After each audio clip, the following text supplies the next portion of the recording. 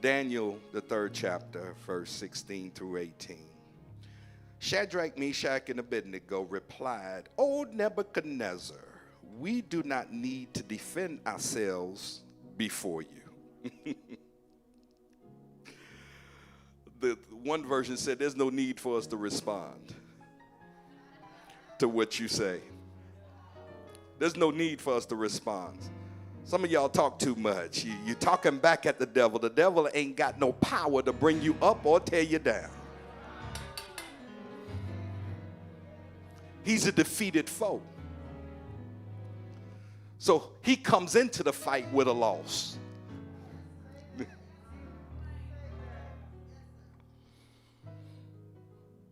If we are thrown into the burning furnace, the God whom we serve is able to save us. He will rescue us from your power, your majesty. But if he doesn't, we want to make it clear to you, your majesty, that we will never serve your gods or worship the golden statue you have set up.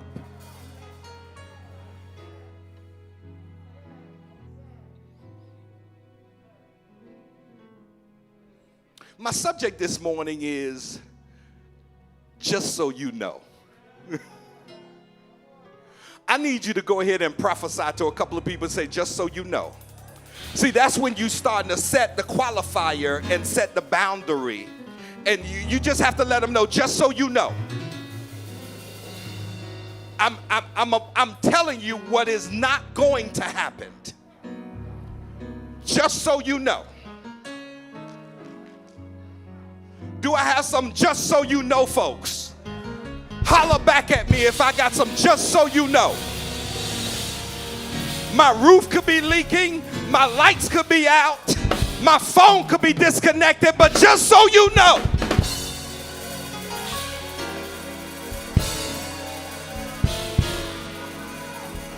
They could have fired me on Friday, but just so you know. I'm not picking up that old life no more. Just so you know. Please be seated. Please be seated. You see, the thing about the enemy, it's so good to see you boys back here. I miss y'all. I miss y'all. Just so you know, what you have to understand, the enemy takes the approach that your position in God and your posture in God has everything to do with everything going in your favor. And so if he looks at it from that perspective, what he has to do is change your environment, because if I change the environment, I'll change their commitment to their God. If I could change their environment, I'll change their worship. There will be silence in the realm of worship if I can change the environment, and I'll cause them to take their eyes off of their so-called God and put their focus on the matter at hand. And if I could get them to place their focus on the matter at hand, then now there is a hollow silence between earth and heaven because the people are not worshiping their God. And so what you need to understand, that's the devil's plan. It's always been his plan. It's always going to be his plan. When situations come into your life, affect your marriage, affect your finances, affect your health, affect your mind, affect your people, affect your children, all of that has everything to do. You have a decision to make when situations come into your life. The enemy's plan is to get you to detour from what you've been doing that attracted that situation to begin with. And so what you have to understand is that you have to make a resolve as to who you're going to be. It's amazing when you walk away from certain habits and certain lifestyles, how people always still try to identify you to what you used to do and try to stick that label on you as if it's a permanent bumper sticker on your life. But the thing about bumper stickers, you only see it when you're behind them. People don't see what's in front of you. They always identify you by what's behind you.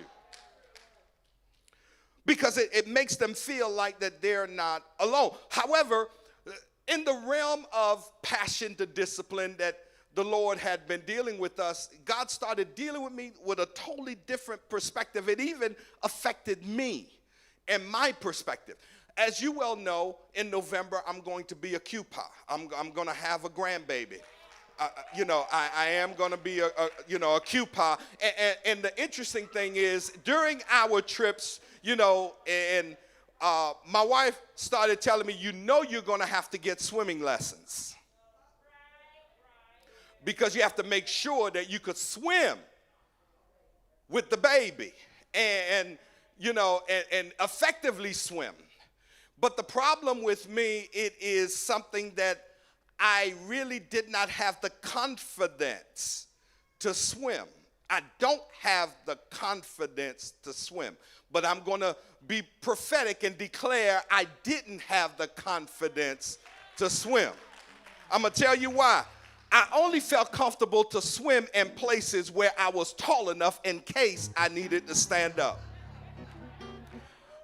Although my body is designed to float when I, release myself to the atmosphere and the environment, that I will not sink.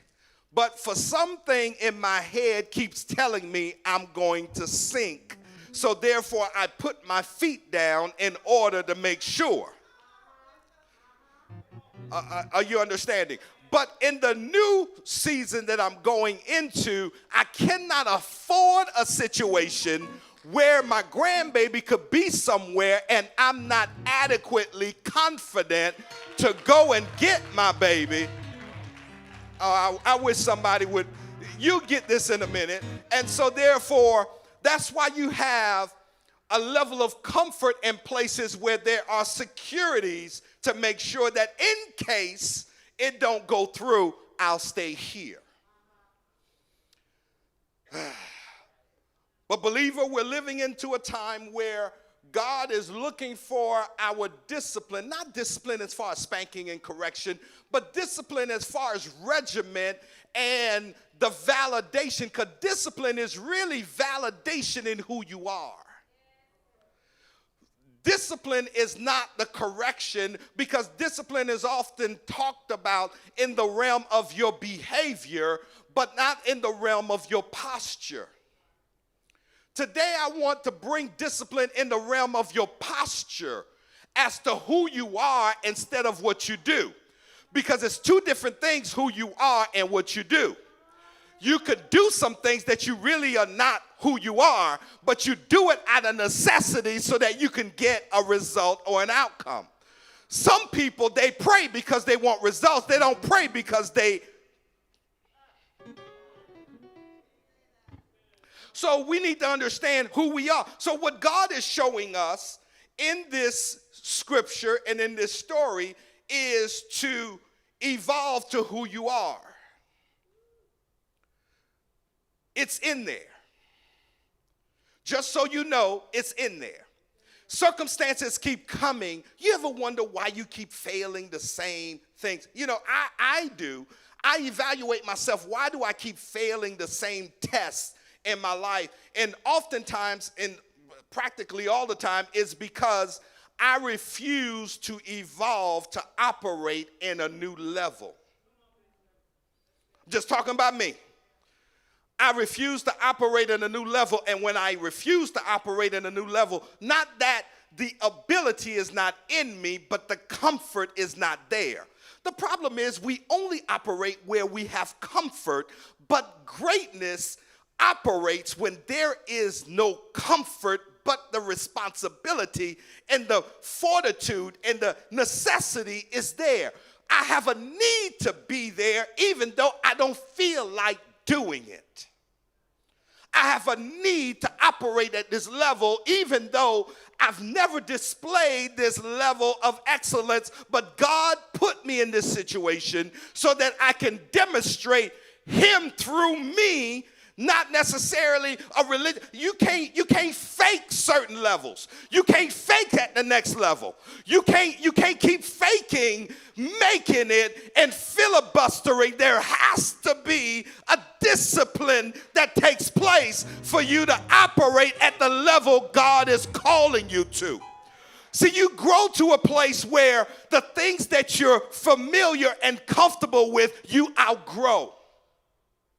And when you outgrow it, God is requiring you to operate at a level that you only can depend on your relationship with him, knowing that he's going to be there regardless as to whether you pass or fail. He's still your daddy, and he's still God, and you are still called regardless of the outcome. We live too much for the manifestation of outcome instead of commitment of heart.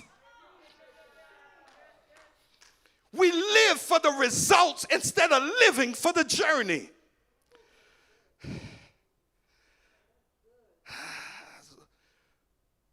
Do you stay where you are? It's too many things that's happening right now. There's too many uncertainties in the world that if you don't have what they call a conviction, a personal position that you take in your life, regardless of what church affiliation you have to have a personal conviction. The enemy in the world, in the media, are throwing all kinds of variations and angles that if you don't understand who you are and what you believe, you will tend to gravitate towards areas that you're not even sure if you believe in. Follow me for a minute. So if you don't have a personal conviction on situations, then you don't know what to do, but you have to know what to do. When people are talking about abortion and the way, you have to understand and know what your convictions are. When they're talking about racial injustice, you have to understand the condition and understand where do you stand as it relates to this. When you're looking at vaccinations and all, you have to have a personal conviction to fall back on. It is your baseline. It is your foundation. It is the very thing when all else is stripped away, they will always find you at that address. There are certain things, regardless as to what the world is preaching about tolerance, and there are certain positions that I must take as a man, despite being a pastor or a bishop, as a man. And then the layers get added onto it to further solidify my position. But when all of my titles gets pulled away, I have to know, where does Clark stand on that issue? God is saying he needs to know, where do you stand on that issue? Because he's been sending you mail based on what you say you believe, but the mail keeps being returned to sender saying, I can't find them. So he says, you have to know, a person with personal convictions is convinced that something is true and stands on principle. They don't stand on the situation and they don't stand on the consequences. I believe, I have a conviction that God is a healer. It doesn't matter who in my family is sick. I'm not going to change my position if my wife gets sick. I believe that God is a healer. And come what may, my prayers are always going to reverberate that God is a healer. I believe that God can regulate a mind that's gone crazy. I have a personal conviction that God has the ability to take someone that's on medicine and realign their mind and be able to think clearly without taking a pill. I just believe that. I'm not saying that I don't agree with medicine, but I do believe that when the formula includes my prayer, something's got to change. That's the conviction that I have. I can't say that situation looked too bad, so I'm not going to pray. I have a conviction. I have a conviction about marriage. I have a conviction that when you marry somebody, you married to them. That when you're married to them, the two shall become one. I don't believe in being married and you live your life and I live mine and we'll meet up at night and we'll separate in the morning. I don't believe that. I believe that there is a responsibility on both parties to make sure that they stand with one another. I believe that marriage is honorable and called of God. I believe that God instituted marriage before he instituted the church. I just have certain convictions. I have a conviction about a husband taking care of his family. I just have certain convictions. And no matter what circle I'm in, my conviction doesn't change to align with what's happening. And so having conviction keeps us from being swayed by opinions of others and automatically obeying them, because if you sway with somebody, you'll obey them sooner or later. And so personal conviction is something that is important. What you have to understand is that Shadrach, Meshach, and Abednego did not know that God was going to get them out that fiery furnace. Can I tell you something? That there are some things that God is calling you to that you really don't know how it's going to work out. We don't say we stand with God because we know the answer. We just know who the answer comes from. Because if that is the case, does that mean that he wasn't with Martin Luther King when he got shot? We don't know what the answer is going to be, but we have to be assured that when we say we have a conviction with God, that our conviction is with God. Whatever our conviction is, we must be sure of our conviction regardless as to what's going on in the room. The thing that aggravates me is when you see someone in a room. I see it in corporate all the time. Whenever they want a favor from somebody, they start liking what that person likes so that they can get their favor. And then when someone else comes in the room and has a different opinion, you know, one could say, I like yellow. You know, yellow, I've been wearing yellow since I was 5. And then another one comes and say green is my favorite color. You know, my grandmother's first outfit they gave me was green. And so another person come and say, you know, blue is the color of power. Yes, I do believe that blue is a color. You don't know where they stand. They stand with yellow. They stand all over the place, you know. But when you have conviction, you pick a position and you stick with it. Because indecision is something that is clear that there's no conviction. And if there's no conviction, I have to question relationship. And if I question relationship, then I question. Are you with me? So here, Daniel's boys, Shadrach, Meshach, and Abednego, were told to worship the idols, worship the statue. And their position was, we're not going to do that. So they did that in order to convince them or to show them that anybody, how many heard this? Everything has a price tag and everyone has a price tag. So the king and his people thought that everybody had a price tag. That if you present them with enough pressure, that they will change. And the enemy is counting on you today that you're going to change your position. Say, I'll throw this at them, I'll disrupt this, I'll do that, and that will make them change. Watch, they're going to go in church and they're going to sit down and act like ain't nothing going on. You know, they're going to disconnect from the environment, disconnect from the atmosphere. They're not going to be likable of anybody. They're going to get him. All of this is going to happen because they really don't believe what they say they believe. And the enemy is very cunning because he'll present things to you to see where your decision is today. So the boy said, we're not going to do it. So he makes a threat. The first thing the enemy does, he makes a threat. He makes a threat that if you do not worship, you shall be thrown into the furnace. You shall die today. I want to ask, how many of you are willing to die for your conviction? How many of you are willing to make that hard decision to lose over your conviction? The boy said, there's no need for you to wait and see what we're going to do. We're not even going to answer the matter. Can I tell you you get into an argument with the enemy when the enemy can't do anything to you. You having a fight. You ever seen people having a fight that they didn't need to have? That's like me going to fight a dude about my wife. My wife is my wife.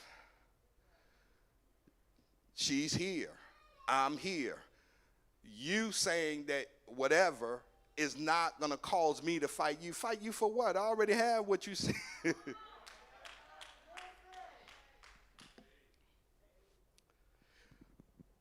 Why do I need to fight?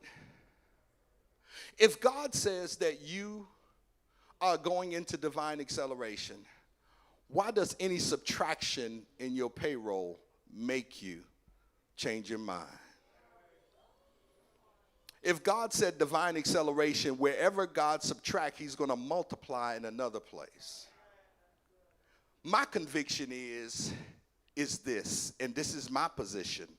If God has spoken a benediction over my life, circumstances only give God opportunity to rearrange how he's going to deliver the breakthrough to me.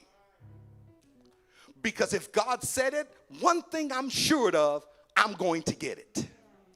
If God said it, one thing for sure is I'm going to receive it. It may be a day, it may be a week, it may be a month, but I know I'm going to receive it. And if I know I'm going to receive it, then I might as well go ahead and praise God regardless as to what's happening, because I understand that it already belongs to me.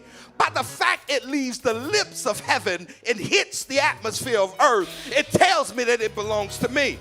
And if it belongs to me, why should I sit up there and fight about lack when lack does not belong in the realm of my conviction?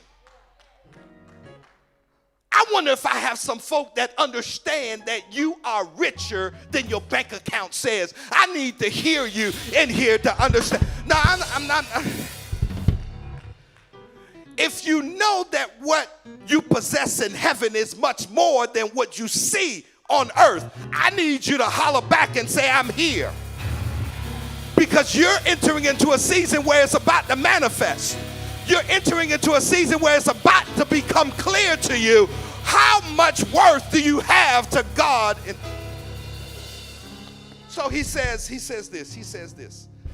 So he says, if you throw us into this furnace, God whom we serve is able to save us. He's able. We're not changing positions because of what you're saying. He will rescue us from your power, your majesty. One of the things that you got to realize, that you don't have to call the devil names. Notice that they said, your majesty. He was being used as an opposer of God's people, but they still kept the earthly respect to his title.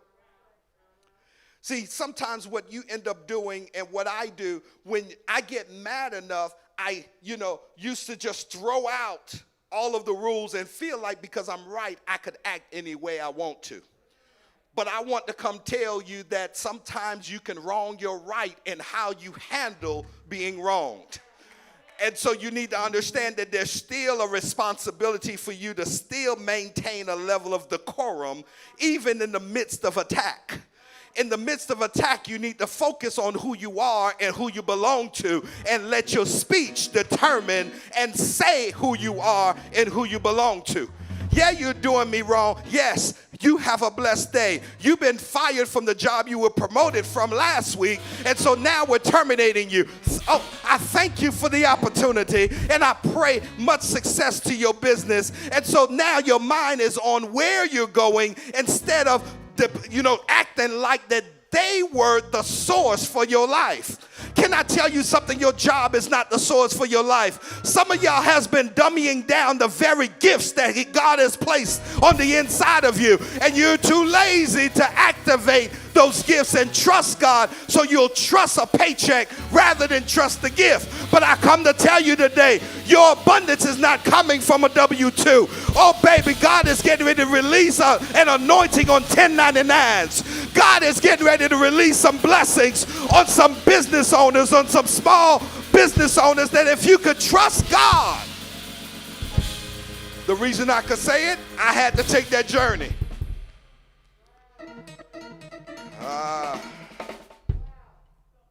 I had to take that journey. We had to take that journey. And I'm not going to tell you it wasn't scary. See, you waiting on it not to be scary. And if you're waiting for it not to be scary, you're never going to step down the hallway to see what God has for you. But baby, you got to be able to step with all the scared. Do it scared. Do it while you don't know what the next thing is going to happen. Do it because God is trying to provoke you to a new level of manifestation, that you need to understand that you can only trust God in this thing. You'll never feel great about it. You just have to know that God is. It's not based on your feeling, and it's not based on a level of comfort, to know that there's a peace, that even though there's a storm there, I need to go right there because that's the. So he says, I don't owe you a response. I'm assured that God will do it. And if he doesn't, he is still God. Even if he doesn't, I'm still going to serve God. I'm still going to preach his word. I'm still going to stand for righteousness. I'm still going to declare his name all over the earth. Even if it don't work out for my favor, it doesn't change my speech. My speech is not indicative of my geographical location. My speech is indicative of my spiritual position in God. I love God whether I have a lot or whether I have a little. I love God whether I'm wearing Gucci or whether I'm wearing Pro-Keds. I love God whether I'm wearing Levi's or whether I'm wearing Balenciaga. It doesn't matter what I do.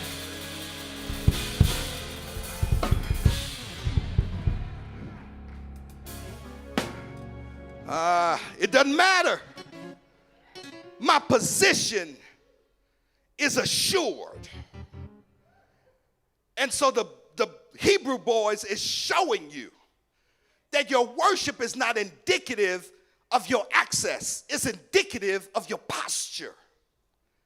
It's not indicative of what you have. You don't wait till you see it manifested in now. I love God before I went to Europe. I don't love God because I went to Europe. I love God before I went to Europe.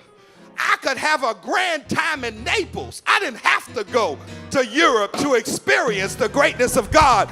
But beats that I did go to Europe, I'm going to live it like it's 1999. Oh, y'all better. I'm sorry. Let me bring it back.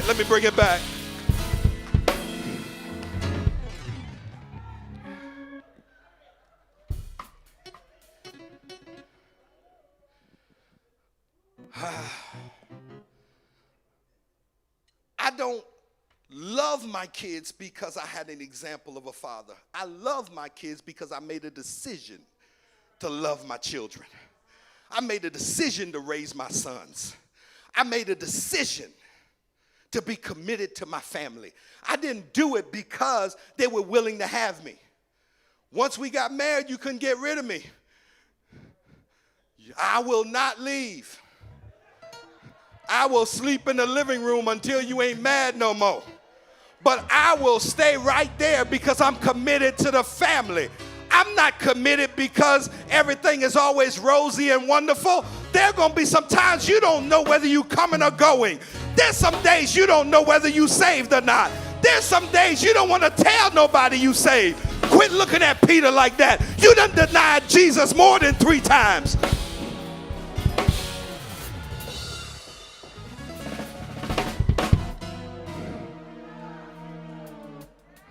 So you're waiting for every day you wake up, you feel a surge of the Spirit. No, there's some days ain't no surge of the Spirit. As a matter of fact, I wonder where I paid my spiritual light bill. Sometimes it's very dark, but I know that I ain't going.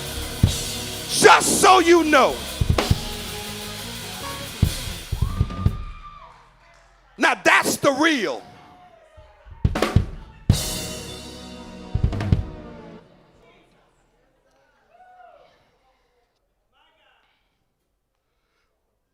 Good marriages got to fight through battles just like bad marriages. Good marriages still got to go through evolution. One is evolving. One is trying to stay there. And then the other one evolving. And the other one is, it's always a constant movement in relationship. Same thing with God. Quit giving God that 1 year praise at year 15. God said, I done heard that so much. It's getting on my nerve. The one thing that used to be music to your ears becomes ants on your skin. Baby, you got to get to a place where your worship has to evolve. Your praise has to evolve. Am I talking to anybody? If I'm talking to you, talk back at me.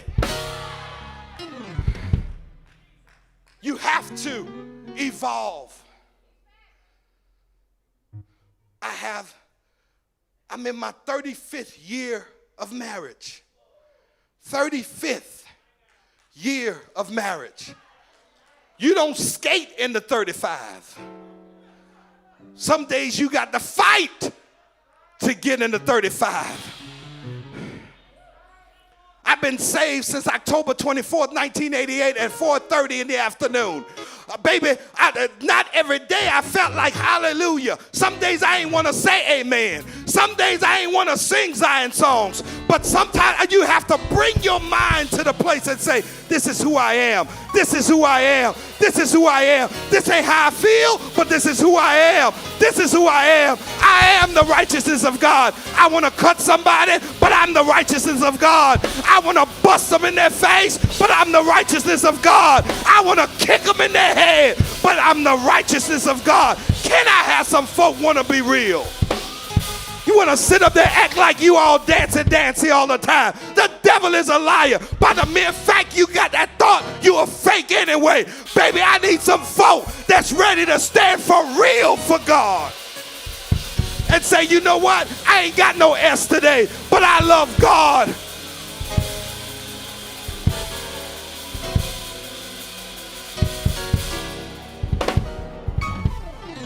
Just so you know. Because the enemy will have you swaying based on your emotions. Some of y'all got unresolved issues, unresolved conflict, and it's contaminating your worship. And you just acting like everything is fine.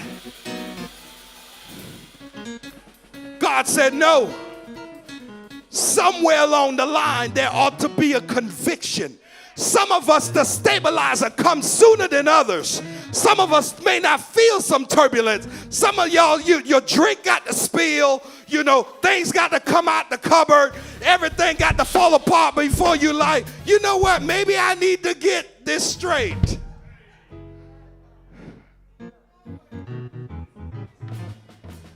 But there has to be a foundational baseline as to who you are.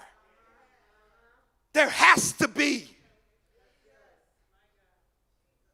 Sick of people dancing over getting blessings and cars and houses. What sense does it make to bring a brand new blessing into a raggedy environment? Before I get the blessing, the atmosphere needs to be blessing compliant.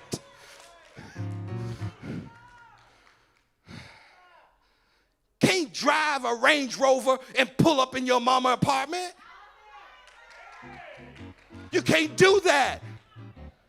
Because if you could afford a Range Rover, you could afford to get into a better place. Better yet, you could afford your own place. I just think like that. I'm sorry. I just think like that. I'm sorry.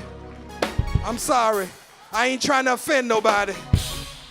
That's the same way it is when you want to dance and want to provoke and put expectation on preachers to preach high stuff to you when you don't have the foundational stuff ready.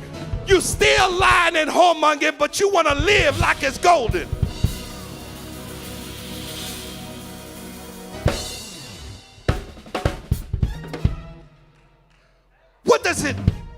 What is it worth to gain the whole world? And one thing I find out, God does not get you straight. God leaves it to you to get straight. Paul even said, I cannot preach to others. I must bring myself under subjection. I am the one that stopped cheating on my wife. I'm the one that stopped lying to my boss. I'm the one that got to make the decision to quit being trifling. I bring myself under subjection. Yet, while I preach to others, I am a castaway. Time to preach that to you. Because you can wear Valentino to hell. You can wear Versace to hell. Wearing Versace and wearing Louis Vuitton does not preclude you from going to hell. You can go to hell looking good, but your soul is raggedy. Conviction stabilizes your life. Doesn't make you perfect, but it stabilizes your life. So that when you get off track, there's something to bring you back. That's what I'm talking about. I'm not telling you to live this sanctimonious life. That's not what I'm saying. Because all of us in here, all of us online done jacked up some stuff. If you want to be honest. If you want to be honest. But the whole thing from passion to discipline is to get you to realize, number one, be honest with yourself. And God is not showing up because you did everything right. Because you never do, so that means God doesn't show up. God shows up because you made a commitment to Him. And the love you have for God is what changes you. Because I love my wife, I won't do certain things. And as a matter of fact, the more I fall in love with her, the less taste I have for it. The things I struggle with in year one to want to do. In year one, I want to hang out with my boys and still be married. At year 35, I don't care what they're doing. Y'all go. I'm too tired. I'm too old for that. I'm too old for that. I'm too old for that. Stand to your feet. Stand to your feet. I'm too old for that. I have 4 points as to why we need conviction.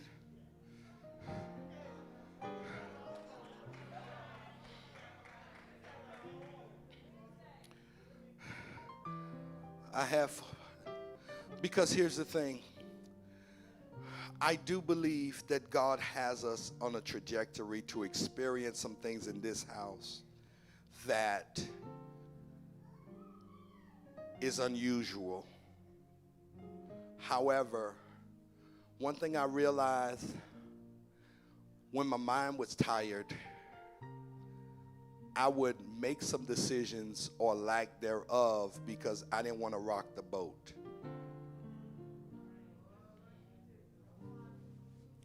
I'm at the point now, it really doesn't matter. I'll give you a beautiful letter of release if that's your choice, but I cannot compromise my assignment anymore because of my conviction.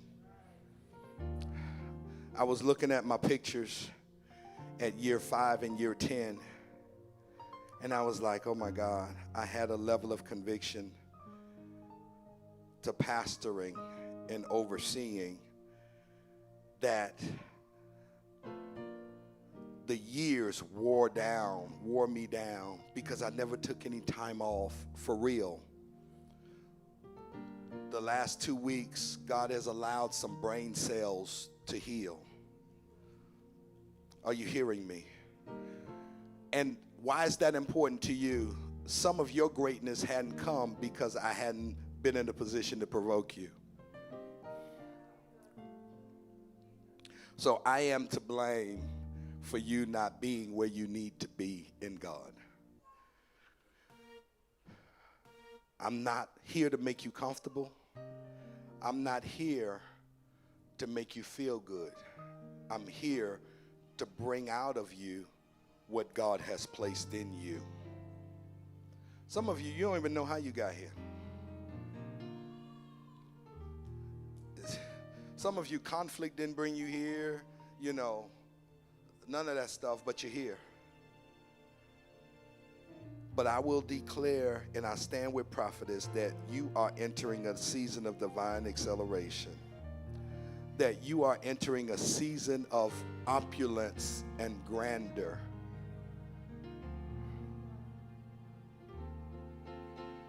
Everything you touch,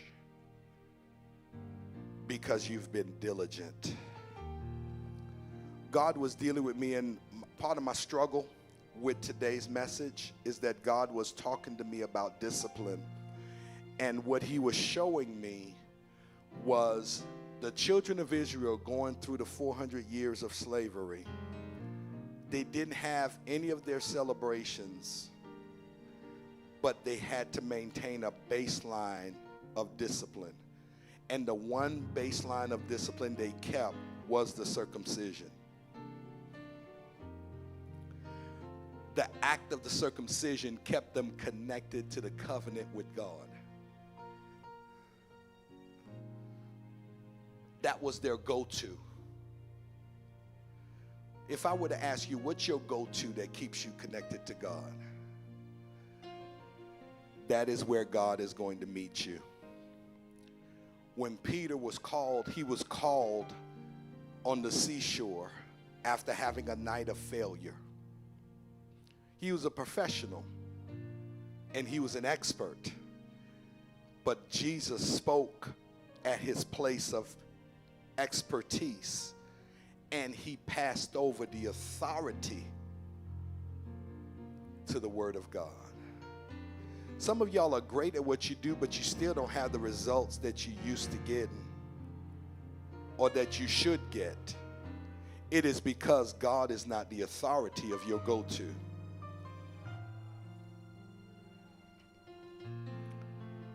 So my desire today is that you allow God to have authority over your go-to. Whatever it is that you go to. If you're a hospitality person, your blessings come from hosting people and being hospitable. That's where God meets you at. What is your go-to? That's my prayer today. I do want you to take a step towards the altar if you so choose, because the enemy needs to see that you are not afraid of his threats of failure in your life. So whenever you're ready, it's ready for you, because I'm telling you, there's about to be a release of grandeur in lives. There's going to be a healing and restoration of marriages like never before. The reason I can say this with a level of assurance, hear me and hear me good, is because you have pastors that have gone through the battles. See, if you have pastors that know what it's like to fight for their marriage, then they could teach you how to fight for your marriage. You can't have somebody just got married, they writing books and doing something, they ain't been through nothing. Are you understanding what I'm saying? Am I right, Sister? Am I right? You have to. You have to. You have pastors that can talk to you about making it, because you have pastors that have wanted to quit. just as much. But that conviction would not allow us to quit. Wanted to. I ain't even going to tell you. I just had a little fit. No, wanted to.